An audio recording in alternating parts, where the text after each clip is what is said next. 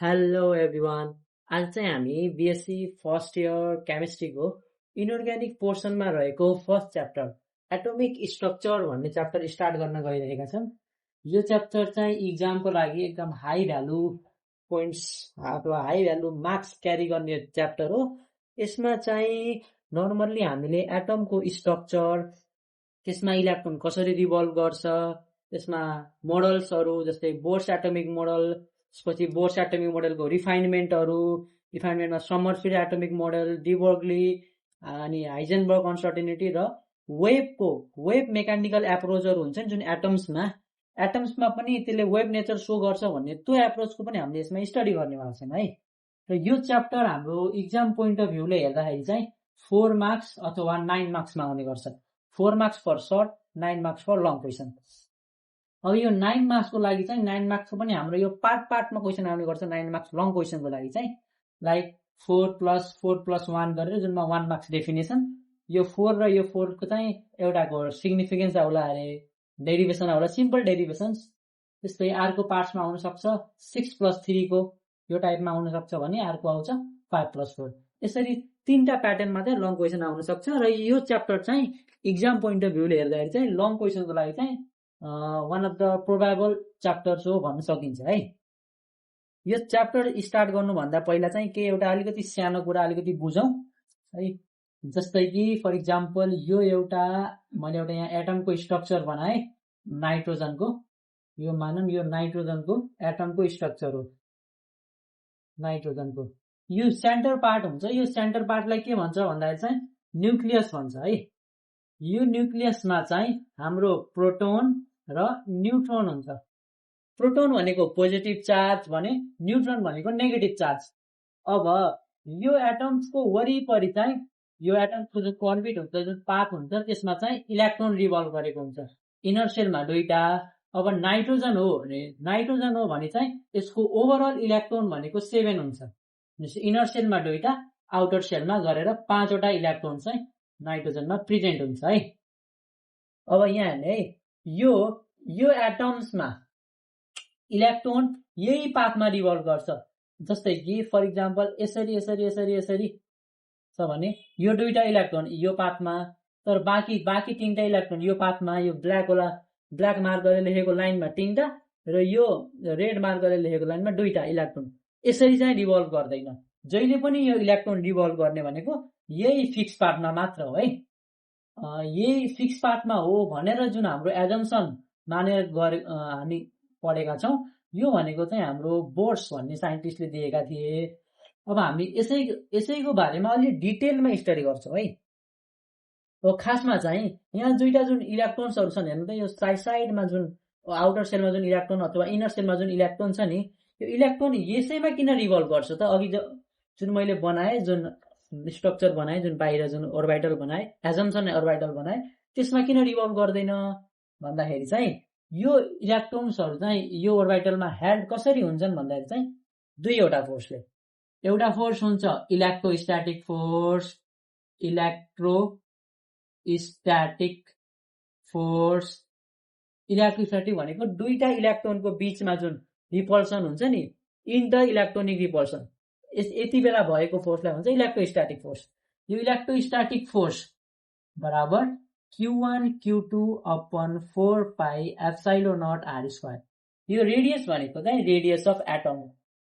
र अर्को second force हुन्छ हाम्रो चाहिँ, दोस्रो फोर्स हुन्छ सेन्टिपेटल फोर्स। यो सेन्टिपेटल फोर्स चाहिँ हाम्रो न्युक्लियसले दिन्छ है। यो सेन्टिपेटल फोर्स चाहिँ यो हाम्रो न्युक्लियसले दिन्छ। र यो सेन्टिपेटल फोर्सले गर्दा चाहिँ इलेक्ट्रोनको एरेन्जमेन्ट चाहिँ यही अर्बिटलमा हुन्छ, यसैको वरिपरि रिभल्भ गर्छ भनेर हामीले बुझ्नुपर्छ है।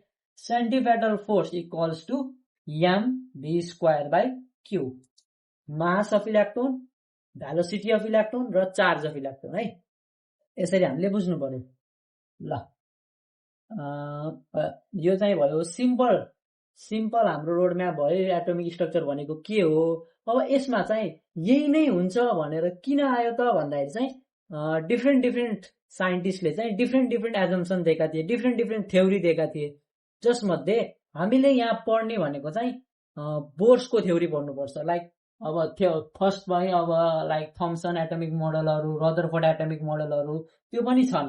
यस्तै तिनीहरू चाहिँ हाम्रो अहिलेको यो BSc को फर्स्ट इयरको सिलेबसमा चाहिँ अहिले चाहिँ छैन है।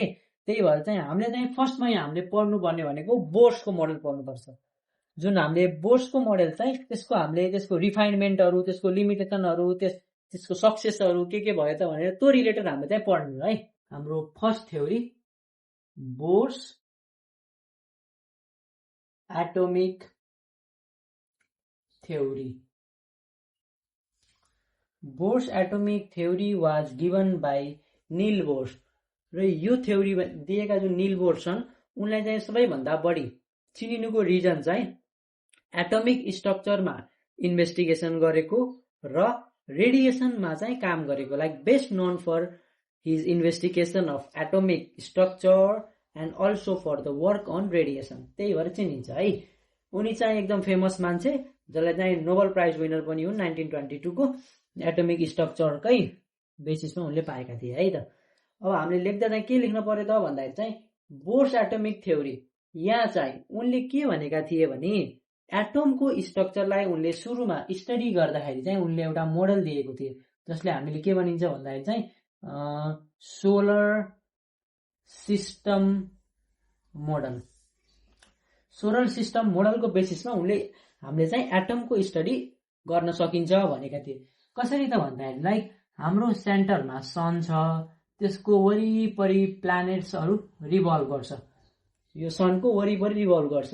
यसरी नै पोजिटिभली चार्ज न्युक्लियस हुन्छ, त्यसको वरिपरि नेगेटिभली चार्ज इलेक्ट्रोनहरू रिभल्भ गर्छ, यही भनेका थिए। यही भएको हुनाले गर्दा चाहिँ उनले यो जुन थ्योरी दिएका थिए नि त्यसलाई पहिला चाहिँ सोलर सिस्टम मोडलको बेसिसमा स्टडी गरिन्थ्यो भन्ने लेख्छ है। अब लेख्दा यसरी लेख्नु पर्यो है। निल bourse 1930 explain the structure of atom on the basis of solar system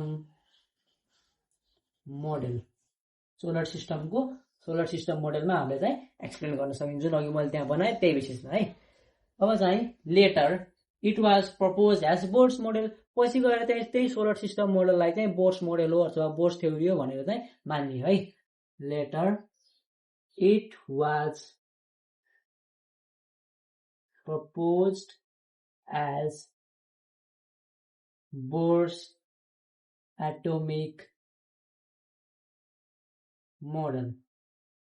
ल अब उनले के आधारमा यसलाई चाहिँ एटमको स्ट्रक्चर यस्तो हुन्छ भनेर मान्ने भन्दा चाहिँ उनले समथिङ एजम्सन्सहरू दिएको छन्, केही एजम्सन दिएको छन् जसमा चाहिँ एटमको वरिपरि इलेक्ट्रोन रिभल्भ गर्छ, एउटा पाथमा रिभल्भ गर्छ, यति एनर्जी चाहिन्छ, त्यसले एनर्जी रेडिएट गर्छ कि गर्दैन, त्यसबाट चाहिँ निस्केको माथि एक्साइटेड स्टेटमा जाँदाखेरि एनर्जी कति रिलिज गर्छ, कति गेन गर्छ, त्यही बेसिसमा चाहिँ हामीले चाहिँ उनले दिएको एजम्सनलाई हेरिन्छ है। ल some of the assumption of Bohr's model are. र पहिलो एजम्सनतिर जाम। पहिलो एजम्सन के थियो त भन्दाखेरि चाहिँ फर्स्ट एजम्सन भनेको यहाँ नै यो उनको फर्स्ट एजम्सनमा के भनेका थिए त भन्दाखेरि एउटा एटम भयो। Atom consist of positively charge nucleus. एटममा पोजिटिभली चार्ज न्युक्लियस हुन्छ है। यो पोजिटिभली चार्ज न्युक्लियसको वरिपरि के हुन्छ त भन्दाखेरि नेगेटिभली चार्ज इलेक्ट्रोन हुन्छ। कसरी लेख्न पर्यो त भन्दाखेरि चाहिँ an atom consist of positively charge nucleus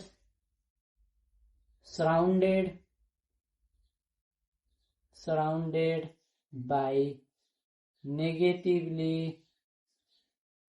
charge electron. ल उनको फर्स्ट एजम्पसन यो थियो है, एटमको वरिपरि यो पोजिटिभ चार्जको जो न्युक्लियस हुन्छ एटमको भित्रको सेन्टरमा, त्यसको वरिपरि नेगेटिभली चार्ज इलेक्ट्रोनले रिभल्भ गरेको हुन्छ। उनको फर्स्ट एजम्पसन यही थियो।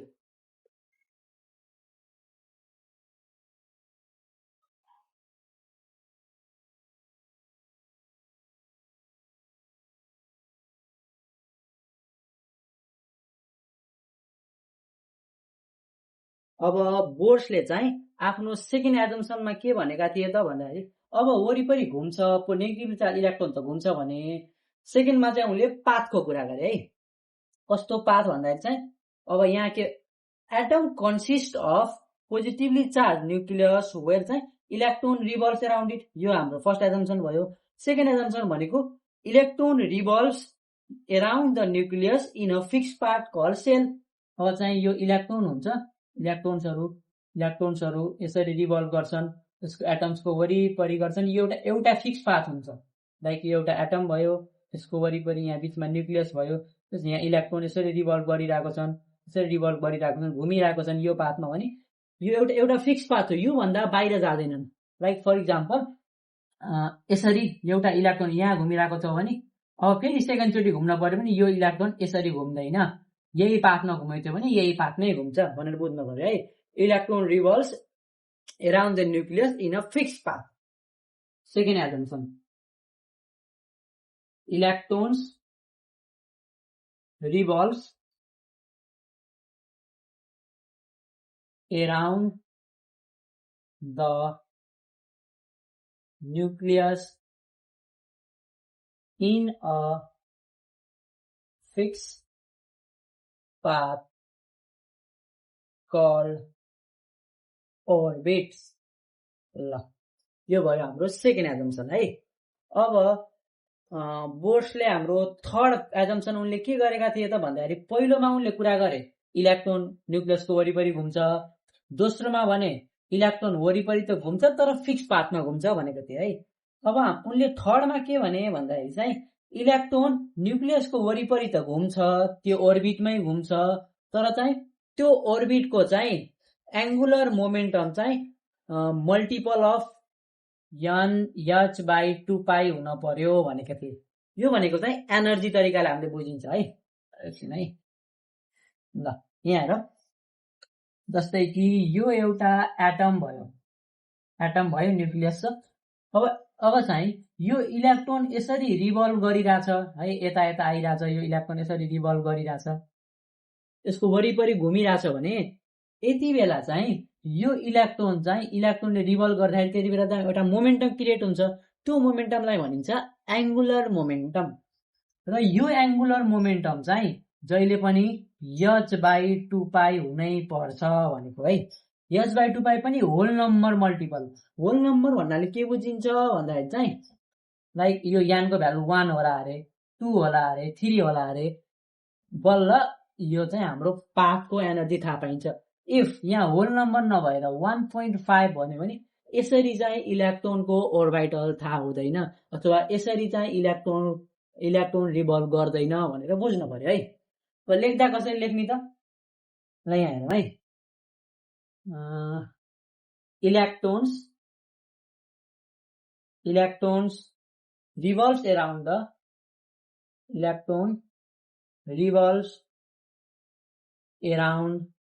the nucleus. Electron revolves around the nucleus only on that orbit भनेको त्यस्तो ओर्बिटमा मात्र where angular momentum is, के भन्थे अरे, angular momentum is whole number multiple of h/2π is whole number multiple of h/2π। अब यसलाई लेख्दा यस्तो हुन्छ है, यहाँ हेर्नुहोस् है, m/r equals to n h/2π यसरी लेख्न सकिन्छ। वेयर m भनेको मास अफ इलेक्ट्रोन, v भनेको भेलोसिटी, r भनेको रेडियस, n भनेको चाहिँ होल नम्बर जुन चाहिँ 1 2 3 4 तो भयो। यसमा हामीले फ्र्याक्सनल नम्बर अथवा 1.5 2.5 लेख्न पाइएन। याच भनेको प्लाङ्क कन्स्ट्यान्ट है, यसको भ्यालु चाहिँ कन्स्ट्यान्ट हुन्छ, यो प्लाङ्क कन्स्ट्यान्ट है। यति भयो हाम्रो तीनटा एजम्पसन अथवा बोर्सले दिएको तीनटा एजम्पसन। ल अब बोर्सले चाहिँ अर्को के एजम्पसन गरेका थिए त भन्दाखेरि चाहिँ पहिला उसले भने इलेक्ट्रोन वरिपरि घुम्छ न्युक्लियसको, दोस्रो भने फिक्स पाथमा घुम्छ, तेस्रो भने h/2π एंगुलर मोमेन्टम भएपछि भएको ओर्बिटमा मात्र घुम्छ। तीनटा कुरा त भने। अब चौथोमा के भने त भन्दाखेरि चाहिँ electron neither radiate nor absorb energy while moving in a fix path. यसको अर्थ त यहाँ हेर्नुस् है, यो एउटा एटम भयो है, एटमको वरिपरि यसरी इलेक्ट्रोन छ। अब इलेक्ट्रोन यो पाथमा यसरी घुमिरहेछ भने, यही सेम पाथमा है, पाथ चेन्ज गरेको छैन, यही पाथमा घुमिरहेछ भने यसले चाहिँ एनर्जी लुज पनि गर्दैन, यसले एनर्जी गेन पनि गर्दैन। Electron neither radiate nor absorb the energy while revolving in a same path अथवा revolving in around the nucleus अथवा सेम न्युक्लियस। त्यही भन्नु पर्यो है, यसरी लेखौँ है यहाँ। अब and electron neither radiates nor absorb energy while revolving in a fixed path। यो भयो बोर्सको चौथो एजम्पसन। अब त्यसपछि फिफ्थ एजम्पसनमा के लेख्न सकिन्छ भन्दाखेरि यहाँ हेर्नुस् है, बोर्सले के भनेका थिए भन्दाखेरि यदि इलेक्ट्रोनले कहीँबाट चाहिँ यसरी एनर्जी पायो, यो इलेक्ट्रोनले कहीँबाट एनर्जी पायो अरे, यदि यो इलेक्ट्रोनले कहीँबाट एनर्जी पायो भने यो चाहिँ एक्साइटेड स्टेट भएर अलि माथि जान्छ अथवा हायर अर्बिटलमा जान्छ। हायर अर्बिटलमा गयो भने अब यहाँ चाहिँ यसले बढी एनर्जी पायो, हायर अर्बिटलमा गयो, हायर अर्बिटलमा गएपछि यो चाहिँ के भयो त भन्दाखेरि अनस्टेबल भयो। अनस्टेबल भएपछि फेरि return back to its ground state, फेरि इलेक्ट्रोन फर्केर त्यही आउँछ। यति बेला जुन इलेक्ट्रोन फर्केर आयो नि, त्यति बेला त्यो इलेक्ट्रोनले एनर्जी चाहिँ रिलिज गर्छ। के बुझ्नु पर्यो त भन्दाखेरि चाहिँ जब इलेक्ट्रोनले बाहिरबाट एनर्जी पायो भने इलेक्ट्रोन आफ्नो अर्बिटल छोडेर अथवा एक्साइटेड भएर माथि हायर अर्बिटलमा जान्छ। यति बेला यसले एनर्जी लिएर गयो है, माथि गयो, माथि गएपछि अनस्टेबल भयो, अनस्टेबल भएर फेरि फर्केर आफ्नो ग्राउन्ड स्टेटमा आउँछ भने यति बेला इलेक्ट्रोनले एनर्जी रेडिएट गर्छ, निकाल्छ। यसरी बुझ्नु पर्यो है। अब लेख्दा कसरी लेख्नु पर्यो त भन्दाखेरि when energy is के गरिन्छ, सप्लाइड गरिन्छ। when energy is supplied to an, अब हामीले एनर्जी कसलाई सप्लाई गरेको, एटममा है, supplied to an atom is absorbed by electron. ल हामीले एनर्जी सप्लाई गर्यौं एटममा, एनर्जी सप्लाई गर्यौं एटममा, र यहाँबाट सप्लाई गरेको एनर्जी कसले लिग्यो त, एब्जर्ब बाई इलेक्ट्रोनले लिग्यो। इलेक्ट्रोनले लिगेपछि के हुन्छ त, माथि जान्छ। एन्ड आर, अब माथि कुन स्टेटमा गयो, एक्साइटेड स्टेटमा गयो है, and are excited to higher energy level, बढी एनर्जी भएको लेभलमा गयो। अब माथि गएपछि के हुने भयो त, अनस्टेबल हुने भयो। अनस्टेबल भएपछि के हुन्छ, फेरि फर्केर आउँछ। And return back to ground state. के भनेछ भन्दाखेरि चाहिँ when energy is supplied to an atom, जब एउटा एटममा एनर्जी सप्लाई गरियो भने त्यति बेला त्यो एनर्जी चाहिँ एटमले लिन्छ। Energy is absorb by an electron. एटममा सप्लाई गरेको एनर्जी इलेक्ट्रोनले लिग्यो। इलेक्ट्रोनले लिगेपछि त्यो एक्साइटेड स्टेटमा गयो, यहाँ माथि एक्साइटेड स्टेटमा गयो अथवा एक्साइटेड भएर हायर स्टेटमा गयो। हायर स्टेटमा गएपछि त्यहाँ माथि गएपछि त्यो त अनस्टेबल फर्ममा हुने भयो। अनस्टेबल भएपछि फेरि त्यो स्टेबल हुनको लागि फेरि return back to it ground state, आफ्नो ग्राउन्ड स्टेटमा आउँछ। ग्राउन्ड स्टेटमा आउँदाखेरि चाहिँ यति बेला है सबभन्दा यहाँ इम्पोर्टेन्ट कुरा छ है, ग्राउन्ड स्टेटमा आउँदाखेरि त्यति बेला त्यसले एनर्जी के गर्छ, return back to ground state गर्दा त्यसले एनर्जी के गर्छ, रिलिज गर्छ। State it releases energy, energy release गर्छ। अब एनर्जी रिलिज त भयो, कुन फर्ममा हुन्छ भन्दा स्पेक्ट्राको फर्ममा। स्पेक्ट्रा भनेको चाहिँ लाइन्स हो, एनर्जीको लाइन्स अथवा फोटोन्स हो। Energy in the form of spectra. Spectra जस्तै कि यहाँबाट यसरी आयो, रिलिज तलतिर आयो, यति बेला एनर्जी रिलिज गर्यो। यो एनर्जी रिलिज भनेको यो फोटोनको फर्ममा, फोटोनको फर्ममा एनर्जी रिलिज गर्छ है। अब फोटोनको फर्ममा एनर्जी रिलिज गरेपछि यति बेला एउटा लाइन देखिन्छ। त्यो लाइन भनेको चाहिँ हाम्रो स्पेक्ट्रा हो है। लाइन स्पेक्ट्रा भनिन्छ, लाइन जस्तो देखिन्छ, धर्को देखिन्छ भने जस्तो बुझ्नु पर्यो है। ल यति बेला एनर्जी के हुन्छ त भन्दाखेरि चाहिँ नेट एनर्जी।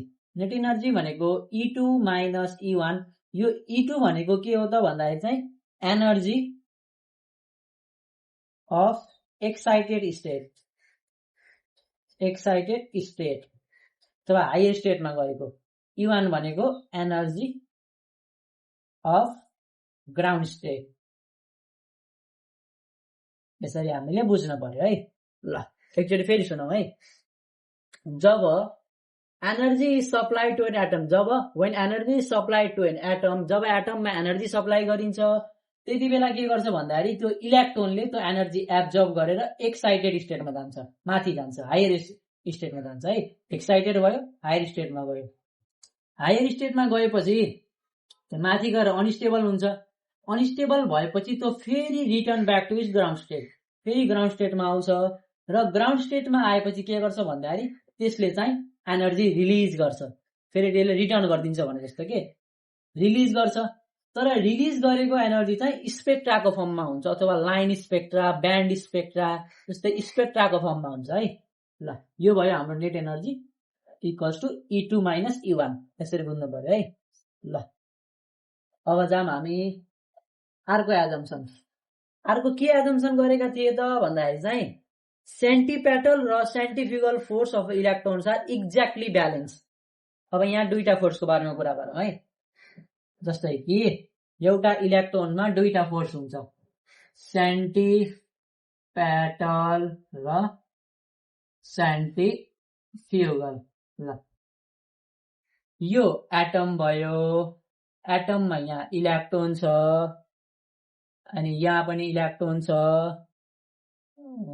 यो भित्रको न्युक्लियस भयो हैन, यो रेड पार्ट भनेको न्युक्लियस भयो। ल रेड पार्ट न्युक्लियस भयो। अब यसमा के हुन्छ त भन्दाखेरि चाहिँ यो न्युक्लियसले बाहिर धकाल्न खोज्छ, इलेक्ट्रोन भित्र आउन खोज्छ। बाहिर धकाल्न खोजेको भनेको यो सेन्ट्रिफ्युगल फोर्स हो र इलेक्ट्रोन भित्र जान खोजेको भनेको सेन्टिपेटल फोर्स हो।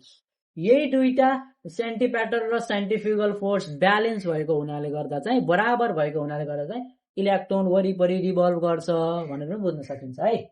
ल यहाँ हेरौँ, centripetal and centrifugal force of electron are exactly balance.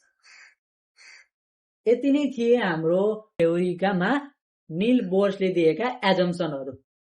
ल अब यति याद गर्ने हो भने हामीलाई पोस्टुलेट पनि सोधिदिन सक्छ। पोस्टुलेटको ठाउँमा यो भनेकै एजम्सनै हो है। एकचोटि फेरि रिभाइज गरौँ। हाम्रो फर्स्टमा के थियो त भन्दाखेरि चाहिँ इलेक्ट्रोनको कुरा थियो। इलेक्ट्रोन वरिपरि, यो न्युक्लियसको वरिपरि यसरी यो न्युक्लियसको वरिपरि यसरी इलेक्ट्रोन घुम्छ।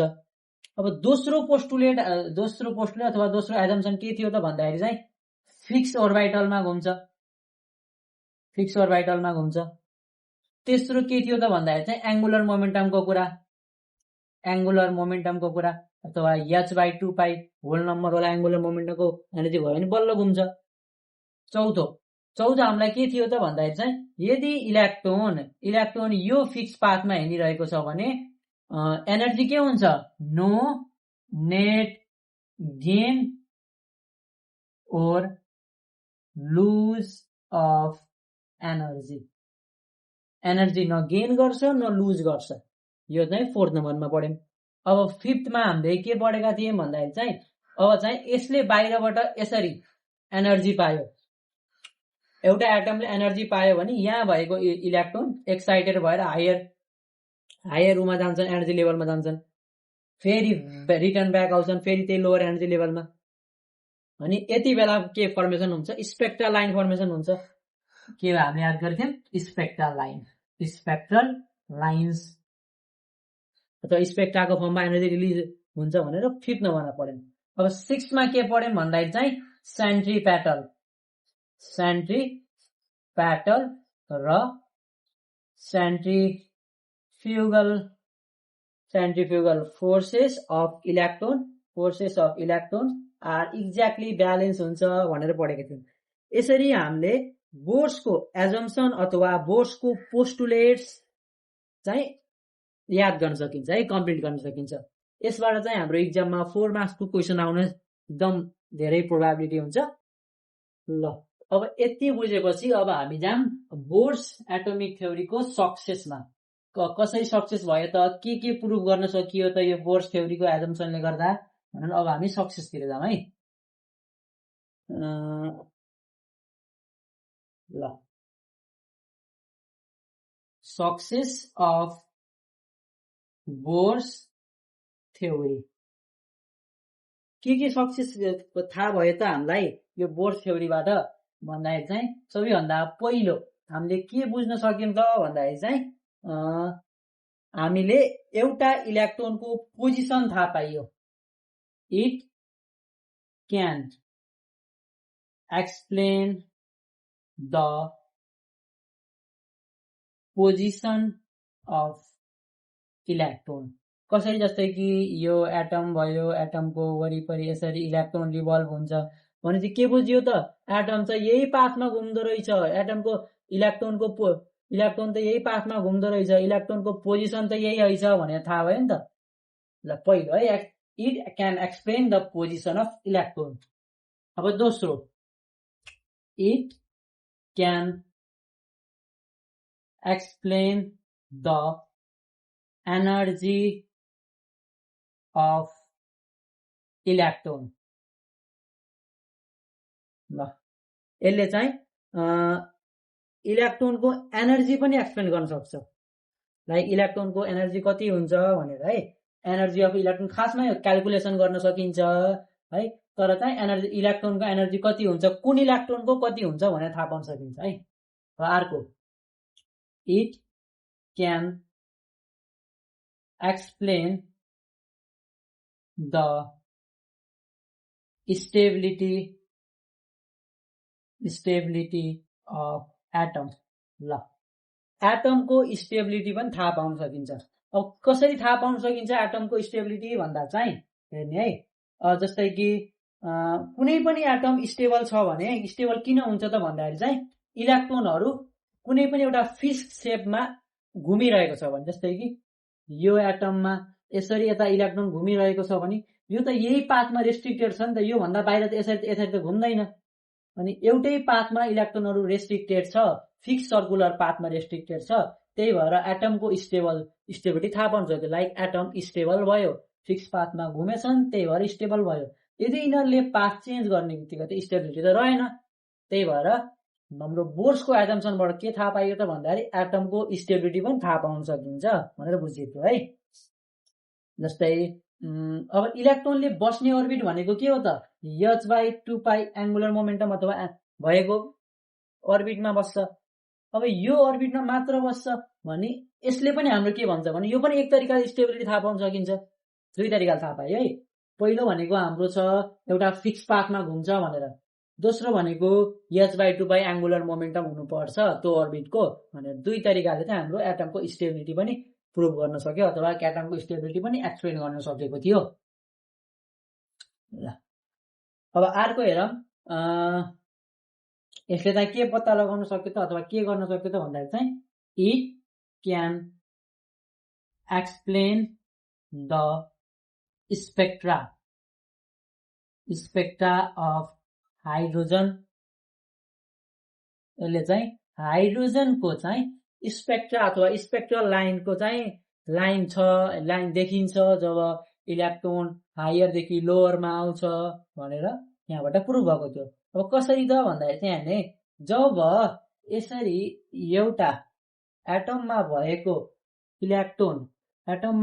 इलेक्ट्रोन्सहरू यहाँबाट एउटै पाथमा घुमेको बेलामा सेम एनर्जीमा हुन्छ, तर बाहिरबाट यसरी एनर्जी आयो भने चाहिँ यो जान्छ यसरी एक्साइटेड स्टेटमा जान्छ। यसरी एक्साइटेड स्टेटमा गयो, एक्साइटेड स्टेटमा गएपछि के हुन्छ त भन्दाखेरि चाहिँ यहाँ चाहिँ यसले चाहिँ यो चाहिँ अनस्टेबल फर्ममा भइदियो। अब बढी एनर्जी पायो, अनस्टेबल फर्ममा भयो। अब स्टेबल हुनको लागि फेरि चाहिँ रिटर्न ब्याक आयो, त्यही ठाउँमा रिटर्न ब्याक आएपछि त्यति बेला चाहिँ यो लोअर एनर्जी लेभलमा आउँदाखेरि चाहिँ यसले चाहिँ प्रोटोन निकाल्छ। के गर्छ भन्दाखेरि चाहिँ प्रोटोन इमिसन गर्छ। यसले प्रोटोनको इमिसन गर्छ अथवा प्रोटोन निकाल्छ। प्रोटोन निकाल्छ भनेको चाहिँ के हो त भन्दाखेरि एउटा फिक्स एनर्जी भएको वेभलेन्थ अथवा फ्रिक्वेन्सी, ध्यानसँग सुन्ने है, फिक्स एनर्जी भएको वेभलेन्थ अथवा फ्रिक्वेन्सी निकाल्छ, जसको कारणले गर्दा चाहिँ त्यहाँ हाइड्रोजनको स्पेक्ट्रामा ब्राइट लाइट देखिन्छ, लाइक चम्किलो लाइट देखिन्छ र त्यसैलाई नै लाइन स्पेक्ट्रा भनिन्छ। जस्तै कि यहाँ यसरी आउँदा त्यहाँ एकदम चम्किलो देखियो अरे, एकदम टल्लिएको जस्तो, र यहाँ त्यही भएर यसलाई भन्छ स्पेक्ट्रा लाइन्स अफ हाइड्रोजन भनिन्छ है, अथवा लाइन स्पेक्ट्रा अफ हाइड्रोजन। बुझियो यहाँसम्म? यति भयो हाम्रो बोर्स एटमिक मोडेलको सक्सेस। अब बोर्स एटमिक मोडेलको सक्सेससँगै हामीले बोर्स एटमिक मोडेलको हेल्पले हामीले तीनटा कुरा अहिले थाहा पाउन सकिन्छ है। एउटा एटमको रेडियस थाहा पाउन सकिन्छ, रेडियस अफ एटम पनि पत्ता लगाउन सकिन्छ यही बोर्स मोडेल थ्योरीले गर्दा है, अथवा बोर्स एटमिक थ्योरीले गर्दा। दोस्रो के पत्ता लगाउन सकिन्छ? Energy of electron. पहिलो हामीले रेडियस थाहा पाउन सकिन्छ, जस्तै कि यहाँदेखि यो सेन्टरबाट यहाँसम्मको डिस्टेन्स कति, यो आर कति छ, कति सेन्टिमिटर, कति मिलिमिटर, कति न्यानोमिटर, कति के हुन्छ, मिलिमिटर, यो मिटर सेन्टिमिटर त नहोला, बट रेडियस त थाहा पाउन सकिन्छ भनेको है। अब अर्को एनर्जी थाहा पाउन सकिन्छ।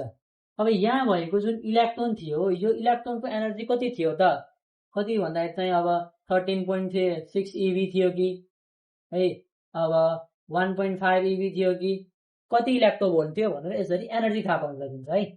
अब तेस्रो फ्रिक्वेन्सी अफ इलेक्ट्रोन, यो इलेक्ट्रोनको फ्रिक्वेन्सी पनि थाहा पाउन सकिन्छ। हामीले के बुझियो त भन्दाखेरि चाहिँ यदि बोर्स थ्योरीको युज गर्ने अथवा बोर्स थ्योरीको हेल्पबाट चाहिँ हामीले तीनटा कुरा क्याल्कुलेसन गर्न सकिन्छ, radius of atom, energy of electron र फ्रिक्वेन्सी अफ इलेक्ट्रोन है। यसले के चारवटा कुरा हामीले सक्सेसफुल्ली प्रुफ गरेर पायौं। पहिलो भनेको इलेक्ट्रोनको पोजिसन थाहा भयो, एउटा अर्बिटमा घुम्छ। दोस्रो यो एनर्जी हुन्छ, इलेक्ट्रोनको जुन एनर्जी हुन्छ त्यो फिक्स एनर्जीमा हुन्छ, अहिले पनि एउटै पाथमा रिभल्भ छ भने एनर्जी सेम हुन्छ भनेर बुझियो त है। र थर्डमा एटमको स्टेबिलिटी हो, प्रुफ गरिदियो बोर्सले। कसरी स्टेबिलिटी भन्दाखेरि चाहिँ एउटै अर्बिटमा इलेक्ट्रोनहरू रिभल्भ गरिरहेका हुन्छन्, जसको कारणले के बुझियो भन्दाखेरि त्यसमा भएको एनर्जी सेम छन्, सेम भएर पो एउटै अर्बिटलमा घुम्यो र h/2 भएको एंगुलर मोमेन्टम भएको अर्बिटल हुनु पर्यो, h/2 एंगुलर मोमेन्टम हुनुपर्छ। त्यसरी घुमेको जुन इलेक्ट्रोन छ नि त्यसले गर्दा चाहिँ स्टेबिलिटी भयो एटमको, त्यो भन्दा बाहिर गएन। एटम चाहिँ बढी त्यो रिएक्टिभ भन्नाले पनि त्यो त्यसको घरि इलेक्ट्रोन माथि जाने, घरि तल आउने, बढी घरि हायर एक्साइटेडमा हायर एनर्जी लेभलमा जाने घरि लोअर एनर्जी लेभलमा आउने भएन भनेर बुझियो है। चौथो भनेको हाइड्रोजनको स्पेक्ट्रा पत्ता गर्न सक्यो अथवा हाइड्रोजनको स्पेक्ट्रा थाहा भयो अथवा स्पेक्ट्रल लाइन्सहरू थाहा भयो। यसरी चाहिँ हामीले 4वटा सक्सेस हामीले भन्न सकिन्छ है बोर्स थ्योरीबाट। ल अब हामी जाम लिमिटेसन्समा। सुरुमा हामीले पढ्यौं बोर्स थ्योरी भनेको के हो, त्यसपछि हामीले त्यसको पोस्टुलेट अथवा एजम्सन पढ्यौं। एजम्सनमा के उनले सोचेका थिए त एटम्स कस्तो हुन्छ भनेर उनले के एज्युम गरेका थिए त्यो पढ्यौं। त्यसपछि बोर्स थ्योरीको सक्सेस पढ्यौं। अब हामी पढ्छौं त्यसको बोर्स एटमिक मोडेलको लिमिटेसन्सहरू, के कमी थियो त त्यसमा। पहिलो के थियो त भन्दाखेरि चाहिँ यसले चाहिँ स्पेक्ट्रा अफ हाइड्रोजन र हाइड्रोजन लाइक स्पेसिसको मात्र स्टडी गर्न सक्यो, तर यसले मल्टी इलेक्ट्रोन सिस्टमको स्टडी गर्न सकेन। अब किन सकेन त भन्दाखेरि चाहिँ बोर्सले एउटा इलेक्ट्रोनको लागि मात्र थ्योरी दिएका थिए, तर धेरै इलेक्ट्रोन भयो भने त इलेक्ट्रोन बीच रिपल्सन हुन्छ। अब इलेक्ट्रोन बीच रिपल्सन हुन्छ भने त त्यहाँ त हाइड्रोजनको एउटा सिंगल लाइन बन्छ पो भनेको थियो। लाइक यसरी तलतिर यो एटम्स भयो, यहाँबाट इलेक्ट्रोन यता गएको थियो, एक्साइटेड भएर फेरि तल आउँदाखेरि त एउटा लाइन बन्छ भनेका थिए। तर यदि मल्टी इलेक्ट्रोन धेरै इलेक्ट्रोन भयो भने त त्यति बेला के हुन्छ भन्दाखेरि चाहिँ इलेक्ट्रोन बीच के हुन्छ, रिपल्सन हुन्छ। इलेक्ट्रोन बीच रिपल्सन हुन्छ। रिपल्सन भएपछि यहाँ चाहिँ लाइन्सहरू धेरै फर्मेसन हुन्छ है।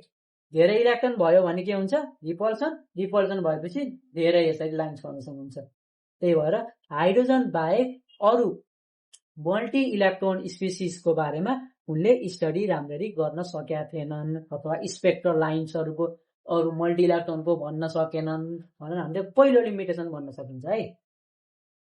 It explains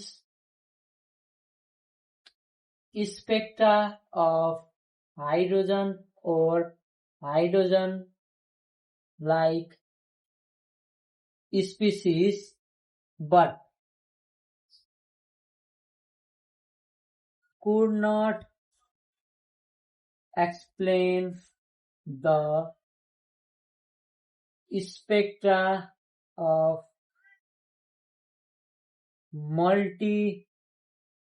multi-electron species। यो हाम्रो पहिलो लिमिटेसन। ल अब दोस्रो लिमिटेसन के थियो त भन्दाखेरि चाहिँ अब यो यसरी एक्साइटेड भएपछि यहाँ जुन आउँदाखेरि जुन लाइन्स हुन्छ नि, फाइन लाइन्स हुन्छ नि, अब यो फाइन लाइनलाई चाहिँ हामीले हाई रिजोल्युसनमा हेरियो, यसरी जुम गरे भने जसरी बुझ्नु पर्यो के। हाई रिजोल्युसनमा हेरियो भने यसरी सानो सानो सानो सानो अरू लाइन्स पनि हुन्छन् अरे, सानो सानो पार्टमा टुक्रिए जस्तै अरू लाइन्स पनि हुन्छन्, स्प्लिटेड लाइन्सहरू हुन्छन् भनेर यो चाहिँ एक्सप्लेन गर्न सकेका थिएनन् बोर्सले।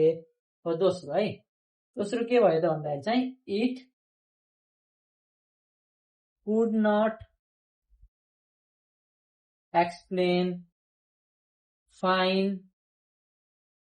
लाइन्स इन हाइड्रोजन spectra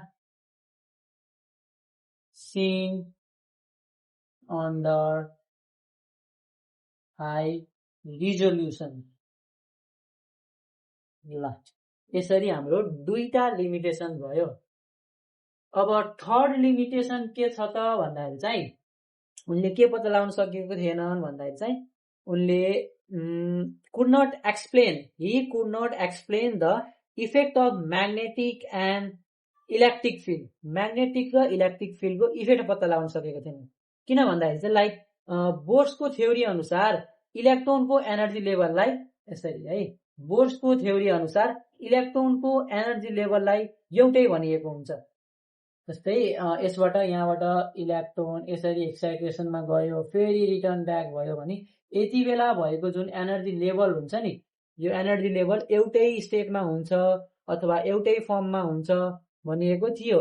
तर बाहिर म्याग्नेटिक र इलेक्ट्रिक फिल्ड लगाउँदाखेरि चाहिँ यसको एनर्जी लेभल है बाहिर, जस्तो यहाँबाट इलेक्ट्रिक फिल्ड इलेक्ट्रिक फिल्ड आयो अरे यसरी यहाँ म्याग्नेटिक फिल्ड छ अरे म्याग्नेटिक फिल्डले घर लगाउँदाखेरि चाहिँ यसको जुन एनर्जी लेभल हुन्छ स्प्लिट भइदिन्छ टुक्रिन्छ है त्यही भएर हाइड्रोजन स्पेक्ट्राको इलेक्ट्रिक फिल्ड र म्याग्नेटिक फिल्डको इफेक्ट चाहिँ बोर्सले भन्न सकेनन् यो पनि लिन सकिन्छ है इट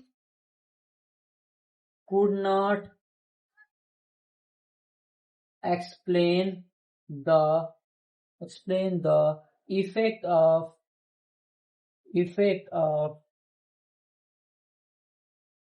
magnetic field अब हामीले म्याग्नेटिक फिल्डलाई हामीले जीम्यान्स इफेक्ट पनि भनिन्छ है Zeeman effect magnetic field and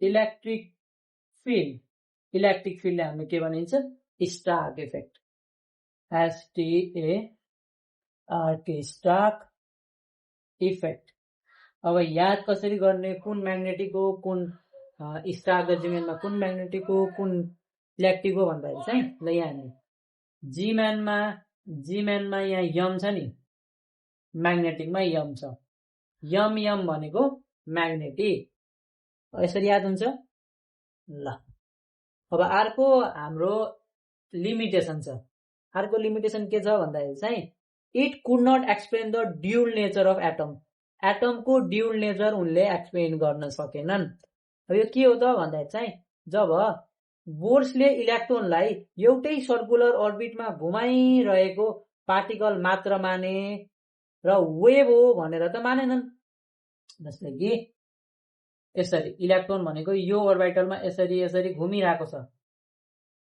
बोर्सले के मान्ने त भन्दाखेरि चाहिँ यो इलेक्ट्रोनलाई एउटै अर्बिटलमा घुमिरहेको पार्टिकल हो मात्र माने तर वेभ हो भनेर मानेनन् पछि चाहिँ बोर्सको मोडेलहरूलाई अझै स्टडी भयो अझै राम्ररी डिस्कभरी हुँदै गयो डिस्कभरी भएपछि चाहिँ डी ब्रोग्ली अहिले हामी पछि पनि पढ्छौँ अहिले त्यसको रिफाइनमेन्ट्सहरुमा पढ्छौँ डी ब्रोग्लीले चाहिँ के भने भन्दाखेरि चाहिँ इलेक्ट्रोनले वेभ नेचर नि सो गर्छ भनेर पत्ता लगाए है त्यही भएर उनले चाहिँ उनको लिमिटेसनमा हामीले के लेख्न सकिन्छ त भन्दाखेरि चाहिँ it could not explain the dual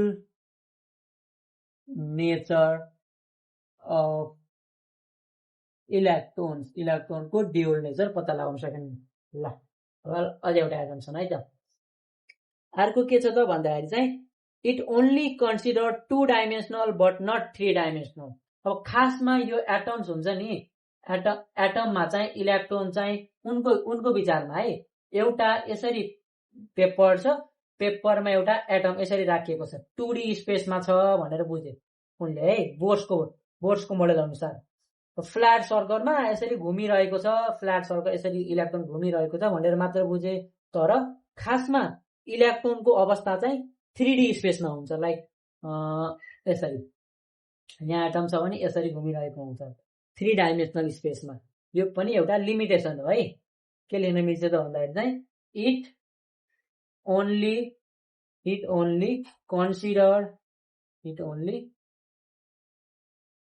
consider 2 dimensional but not 3 dimensional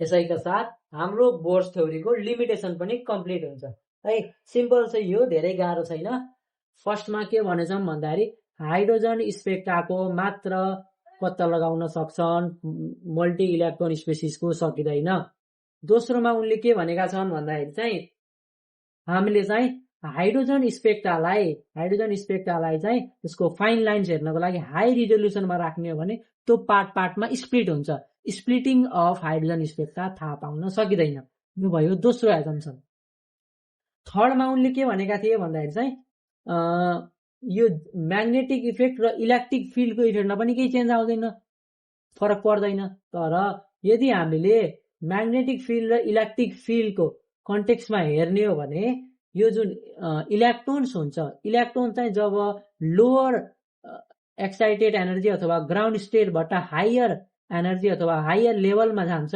त्यति बेला चाहिँ त्यसले चाहिँ त्यसमा परेको म्याग्नेटिक र इलेक्ट्रिक फिल्डको प्रभावले गर्दा चाहिँ त्यसमा चाहिँ इफेक्ट आउँछ। इलेक्ट्रोनको जुन रिभल्भिङ मोसन समथिङ त्यसमा चाहिँ थोरै भए पनि केही चेन्जेस आउँछ, त्यो पनि उनले एक्सप्लेन गर्न सकेका थिएनन् है। त्यसलाई हामीले जीमन र स्ट्याक इफेक्ट भनिन्छ। जीम्यानलाई याद गर्नको लागि जीम्यानमा याम छ, याम फर म्याग्नेटिक फिल्ड। अर्को उनले चाहिँ इलेक्ट्रोनको ड्युल नेचर पनि एक्सप्लेन गर्न सकेका थिएनन्। अब चाहिँ उनले के भनेका थिए भन्दाखेरि चाहिँ इलेक्ट्रोन यसरी वरिपरि त घुम्छ है, एउटा सर्कुलर अर्बिटमा घुमिरहेको हुन्छ, तर चाहिँ त्यसले पार्टिकल जस्तो मात्र शो गर्छ, वेभ हो भनेर मानेका थिएनन्। तर पछि गएर चाहिँ डिबोगले चाहिँ फर्दर स्टडी गरेपछि के थाहा पाए त भन्दाखेरि चाहिँ इलेक्ट्रोनले particle as well as wave nature दुवै शो गर्छ भने। लास्ट एटम्सन है, लास्ट लिमिटेसन के भनेको थिए त भन्दाखेरि चाहिँ उनले चाहिँ एटममा घुमिरहेको इलेक्ट्रोन अथवा त्यो एटमको स्ट्रक्चरलाई चाहिँ 2D मानेको थिए है। लाइक एउटा सिंगल फ्ल्याट पेपरमा, यसरी एउटा सिंगल फ्ल्याट पेपरमा एउटा एटम छ, त्यसको वरिपरि सर्कल बनेर घुमिरहेको छ। तर पछि गएर फर्दर स्टडी गरेर के थाहा भयो त भन्दाखेरि चाहिँ 2D होइन, यो 3D स्पेसमा हुन्छ भनेर बुझियो। यति थियो लिमिटेसन्स अफ बोर्स। अब यति गर्ने हो भने इक्जाममा लगभग बोर्सको लगभग आधा जति थ्योरी कम्प्लिटेड हुन्छ। अब यो बोर्स थ्योरी अथवा बोर्स एटोमिक थ्योरीको मद्दतबाट हामीले 3टा कुरा डिटरमाइन गर्न सकिन्छ। पहिलो हुन्छ हाम्रो रेडियस, दोस्रो एनर्जी र तेस्रो फ्रिक्वेन्सी। अब फर्स्टमा हामी जाम यसबाट डिटर्मिनेसन अफ रेडियस है। Determination of radius of Bohr's theory। ल बोर्स थ्योरीबाट रेडियसको डिटर्मिनेसन गर्ने भन्थे त। अब मानम let us consider a atom, एउटा एटम छ, हाइड्रोजन एटमै मानम। Let us consider a H atom having radius r। ल अब एउटा हाइड्रोजन एटम छ जसको यहाँदेखि यहाँसम्मको रेडियस r छ अरे है, यो भित्रको न्युक्लियस भयो। अब यसमा चाहिँ अब इलेक्ट्रोन जुन छ, इलेक्ट्रोन चाहिँ न्युक्लियसतिर आउन खोज्छ।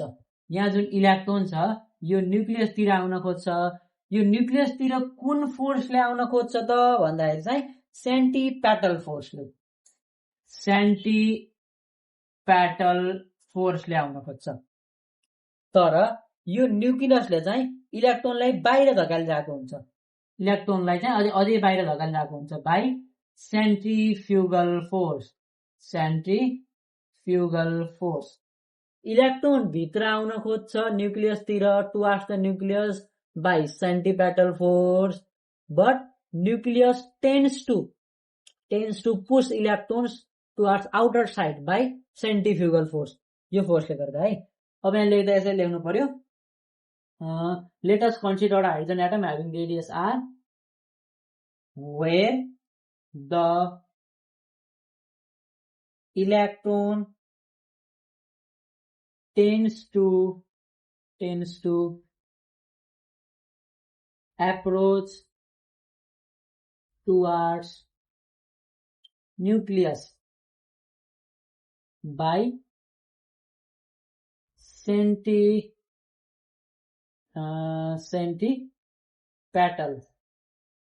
centripetal force and tends to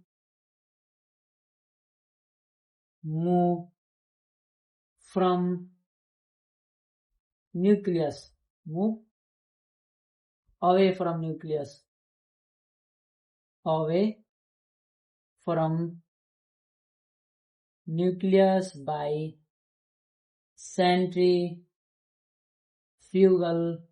force. ल यसरी हामीले नर्मली के भयो के गर्न खोज्छ भनेर लेख्यौं है।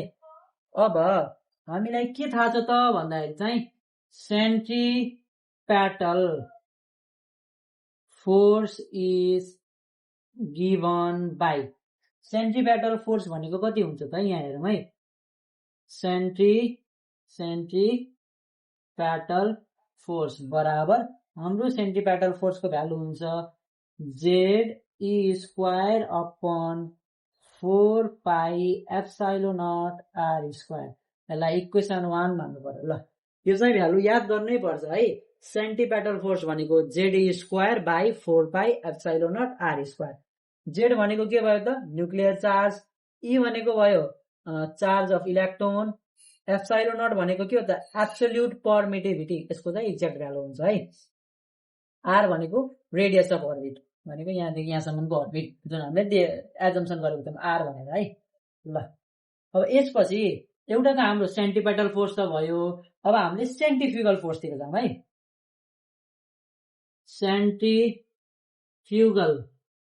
सेन्ट्रिफ्युगल फोर्स इक्वल्स टु, अब हाम्रो सेन्ट्रिफ्युगल फोर्स कति हो त भन्दाखेरि चाहिँ mv square by R equation 2। यदि लेख्न सकिन्छ सेन्ट्रिपेटल फोर्स र सेन्ट्रिफ्युगल फोर्स दुईटा हामीलाई कुरा थाहा भयो। सेन्ट्रिपेटल फोर्स भनेको ZE square upon 4 pi epsilon naught R square, centrifugal force भनेको mv स्क्वायर बाई R। ल अब हामीलाई के बुझेको थियौँ हामीले चाहिँ बोर्सको जुन एजम्सन थियो, लास्ट एजम्सन हामीले के पढेको थियौँ भन्दाखेरि चाहिँ सेन्ट्रिपेटल फोर्स र सेन्ट्रिफ्युगल फोर्स दुईटा फोर्स बराबर हुन्छ, इक्वल हुन्छ भने अब त्यहाँ यही लेख्न मिल्छ हेरौँ है। according to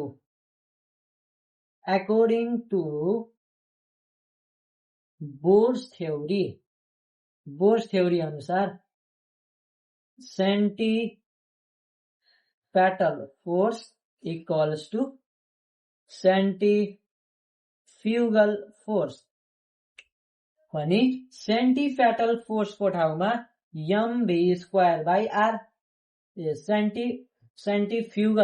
सेन्ट्रिपेटलको ठाउँमा mv square by R sorry है, सेन्ट्रिफ्युगल फोर्सको ठाउँमा ZE square upon 4 pi epsilon naught R square. यति लेख्न सकिन्छ। दुईटा same according to the Bohr's थ्योरीको अनुसार यो दुईटा फोर्स सेम भयो। ल अब हामीले भ्यालोसिटीको फर्ममा लेख्ने भने हामीलाई सजिलो हुन्छ लाइक यस्तो है। अब यो भ्यालोसिटीलाई सँगै एक्लै राखौँ, अरु सबैलाई एक साइडमा लैजाउँ है। v स्क्वायर इक्वल्स टु यस्तो भन्छ अब ZE square upon 4 pi epsilon naught R। कसरी बन्यो भन्दा नि यहाँ है, यो R यो एउटा R र यो एउटा R क्यान्सल भयो। अब यो m जुन यो मास छ, यो मास यता आउँछ, यहाँ आयो m, अरु जस्ता त्यस्तै। यहाँसम्म क्लियर भयो है। ल अब हामीले भ्यालोसिटीको फर्ममा लेख्यौं र यसलाई मानौं इक्वेसन 3। त्यसपछि अब हामीले बोर्सको जुन थ्योरी छ, बोर्सको थ्योरीबाट हामीले थर्ड पोस्टुलेटमा लेखेको थियौं नि, फ्रम बोर्स थ्योरी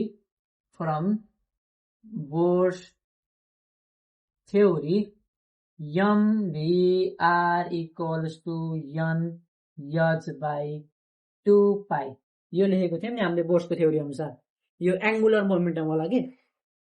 अब यसलाई हामीले स्क्वायरिङ गरौँ, squaring on both sides we get गर्दा m स्क्वायर भयो, v square r square equals to n square h square upon 2 pi को स्क्वायर कति हुन्छ त 2 पाई को स्क्वायर हुने भयो 4 पाई स्क्वायर भयो। ल अब यसलाई पनि हामीले भ्यालोसिटीको फर्ममा लेखौं। यतातिर v स्क्वायर अरु यो m लाई र r लाई उता पठाइदिने, n square h square upon 4 pi square m square r square. ल यो भयो हाम्रो इक्वेसन 4। ल यहाँ हेरौँ है, यो हाम्रो भेलोसिटी को स्क्वायर, भेलोसिटी को स्क्वायर। अब यो दुईटा भनेको एउटै हो, हामीले यिनलाई सेम भनेर यसलाई हामीले इक्वलाइज गर्न मिल्छ। फ्रम 3 and 4, 3 र 4 बाट हामीले के भन्न मिल्यो त भन्दाखेरि चाहिँ ZE square upon 4 pi epsilon naught R M बराबर n square h square upon 4 pi square m square r square. ल यो दुईटालाई सेम भन्न मिल्यो है। र अब यहाँबाट जे काट्नु मिल्छ काट्दिने। त्यसपछि यहाँबाट रेडियस भन्ने पोर्सन छ नि त, रेडियस भन्ने कुरा छ, यहाँबाट हाम्रो रेडियस निकाल्न सकिन्छ। यसरी है, यहाँबाट 4 पाई क्यान्सल भयो, यहाँ 4 पाई दुईटा छ तर एउटा पाई बचेको छ है। एउटा रेडियस क्यान्सल, एउटा एम क्यान्सल। अब के बच्यो त जेड स्क्वायर अपन यहाँ के बच्यो तलतिर एप्सिलोन नट मात्र, यता के बच्यो n square h square upon यहाँ के बच्यो पाई 4 पाई m r यो बच्यो। अब r लाई एक्लै लेख्ने है, माथिको मेटा है। अब r लाई एक्लै राखेर अरु सबैलाई अर्को साइडमा पठाइदिनु।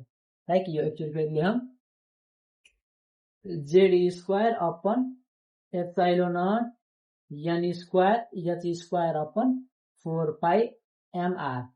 ल यो r लाई यही राख्ने, अरुलाई अर्को साइडमा पठाइदिने। अब यो तीनटा जान्छ माथि यता र यो दुईटा तल आउनु भयो।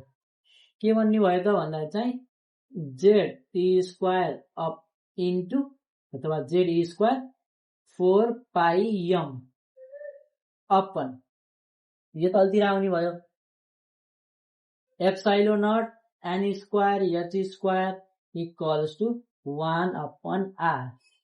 यो हाम्रो r चाहिँ कुन फर्ममा आयो त, यो चाहिँ हाम्रो फ्र्याक्सनल फर्ममा आयो, तर हामीले फ्र्याक्सनल फर्ममा r चाहिएको होइन। अब हामीले यसलाई रेसिप्रोकल गर्ने हो भने, यो रेसिप्रोकल गर्ने हो भने यो माथि यो तल आउँछ। सो हाम्रो के बन्छ त भन्दाखेरि चाहिँ epsilon naught n square h square upon Z e square 4 pi m यो भन्नुभयो। यो के भयो त भन्दाखेरि हाम्रो रेडियस भयो, रेडियस अफ बोर्स थ्योरी अथवा बोर्स एटमिक मोडलबाट एटमको रेडियस यसरी थाहा भयो। क्लियर छ यहाँसम्म? अब यहाँ r को भ्यालु निकाल्न सकिन्छ, यो सबै यो पनि कन्स्ट्यान्ट हो, यो पनि कन्स्ट्यान्ट हो, यो पनि कन्स्ट्यान्ट हो। जेड भनेको के को निकाल्ने हो, 1 हुन सक्छ नम्बर अफ एटम हाइड्रोजनको लागि। ई भनेको चार्ज अफ इलेक्ट्रोन जुन भनेको 1.6 इन्टु 10 को पावर -19। यो हामीले यसको न्युमेरिकल्सहरु पनि गरिन्छ है। यो भनेको मास अफ इलेक्ट्रोन, यो भनेको चार्ज है। यो भनेको के हो त भन्दाखेरि चाहिँ मास अफ इलेक्ट्रोन हो, यो भनेको चाहिँ चार्ज अफ इलेक्ट्रोन। यसरी यहाँबाट हामीले बोर्स थ्योरीको रेडियस डिटरमाइन गर्न सकिन्छ। अलि किचिर मिचिर भयो, अलि नराम्रो देखियो होला, त्यही बोर्ड सानो छ। ल है, अब चाहिँ हामी रेडियस डिटर्मिनेसन भयो। सेकेन्डमा हाम्रो थियो energy, determination of energy of के को त Bohr's theory, determination of energy of Bohr's थ्योरीको एनर्जी। अब हामीलाई के थाहा छ त भन्दाखेरि एनर्जी भनेको टोटल एनर्जी भनेको जहिले पनि काइनेटिक एनर्जी र पोटेन्शियल एनर्जीको सम हो। लाइक यो है, टोटल एनर्जी भनेको जहिले पनि kinetic energy plus potential energy हुन्छ। यो चाहिँ सम्झिनुपर्छ है, जहिले पनि टोटल एनर्जी भनेको काइनेटिक र पोटेन्शियल एनर्जीको सम हो। अब कुनै पनि एउटा सिस्टमको टोटल एनर्जी निकाल्न छ भने त्यसको काइनेटिक र पोटेन्शियललाई जोड्ने हो भने टोटल एनर्जी निस्किन्छ। त्यसरी है, total energy of any system is the sum of kinetic energy and potential energy. ल अब यसमा के गर्न सकिन्छ त भन्दाखेरि चाहिँ हाम्रो पोटेन्सियल एनर्जी अफ एटम केले गर्दा आउँछ त एटमको पोटेन्सियल एनर्जी जुन एउटा यो एटम हुन्छ यसमा चाहिँ पोटेन्सियल एनर्जी भनेको यो एउटा इलेक्ट्रोन भयो यो भयो यसको न्युक्लियर यो एटममा पोटेन्सियल एनर्जी भनेको चाहिँ यसमा रहिरहेको एनर्जी लाइक स्टोर भएको एनर्जी त्यसलाई पोटेन्सियल एनर्जी हुन्छ। मुभिङ एनर्जी अथवा डाइनामिक हिँडेको एनर्जीलाई के भन्छ काइनेटिक रहिरहेको एनर्जीलाई पोटेन्सियल अथवा स्टोर्ड एनर्जी भनिन्छ। स्टोर्ड एनर्जीलाई पोटेन्सियल भनियो। Moving energy kinetic energy dynamic energy त्यसलाई हामीले काइनेटिक एनर्जी भनिन्छ हिँडेकोलाई है। अब यो एटममा पोटेन्सियल एनर्जी कहाँबाट आउँछ त भन्दाखेरि चाहिँ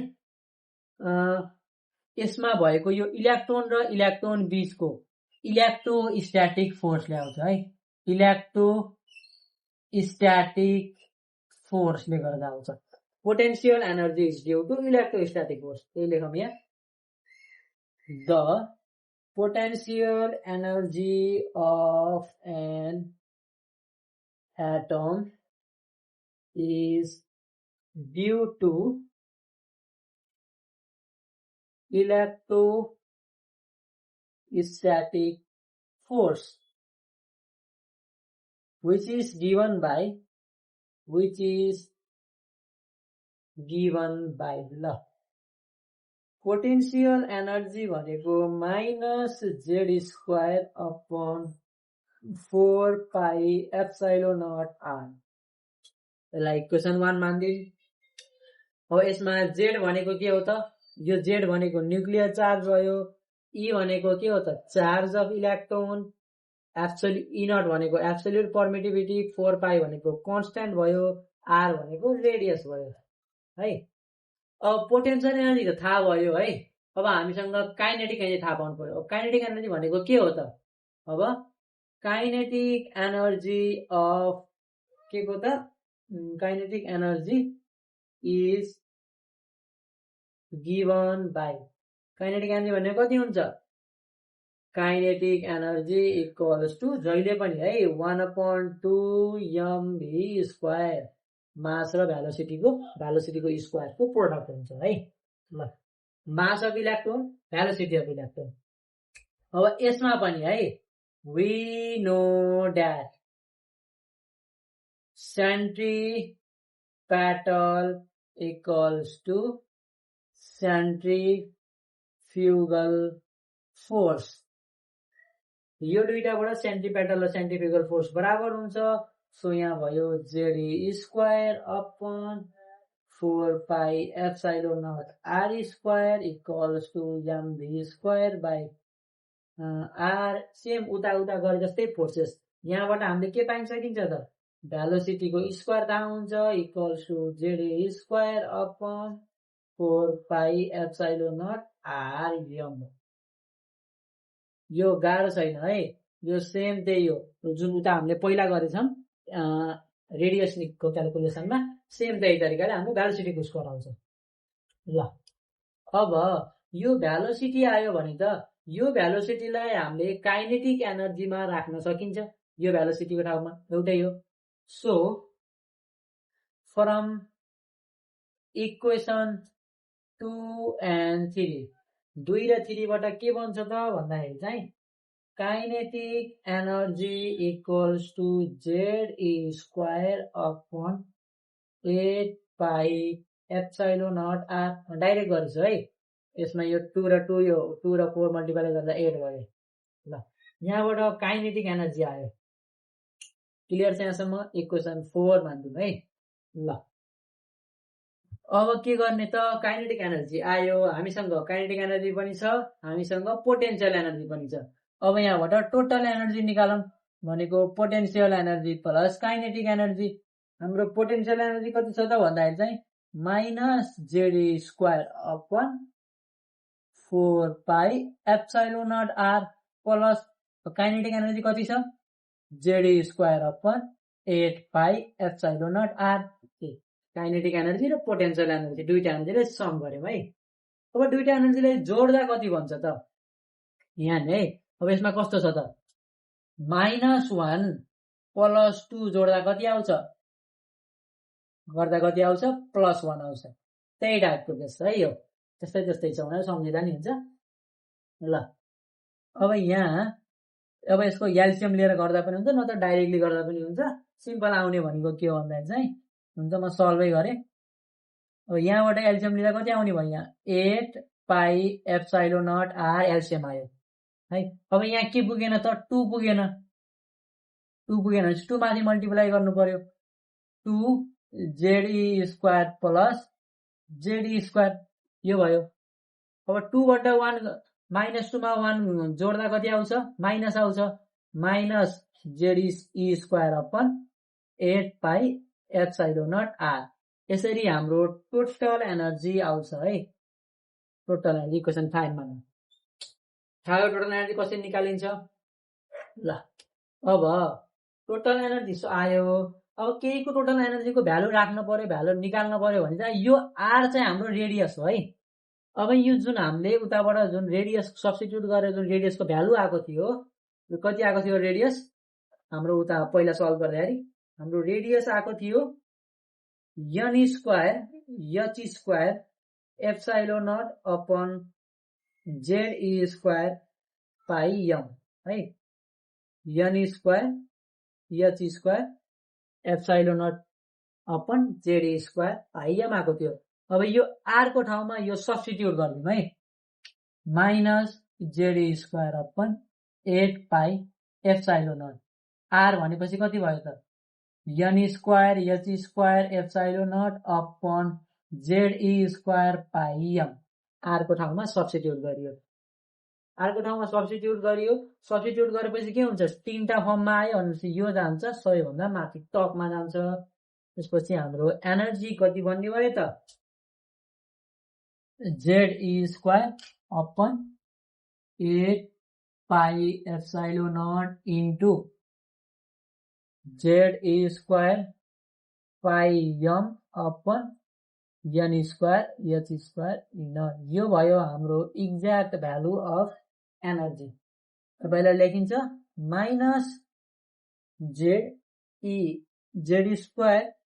e⁴m अपन 8n² h²ε0²। यसरी हाम्रो एनर्जी निस्किन्छ। यसैको साथ हामीले बोर्ड्सको एनर्जी र रेडियसको डिटर्मिनेसन पनि सक्यौं है। अब हाम्रो बोर्ड्सबाट बचेको भनेको रिफाइनमेन्ट मात्र छ, रिफाइनमेन्ट अफ बोर्ड्स थ्योरी। त्यति गरेपछि हाम्रो बोर्ड्सबाट सबै क्वेसन कम्प्लिट हुन्छ। ल आजलाई चाहिँ यति नै।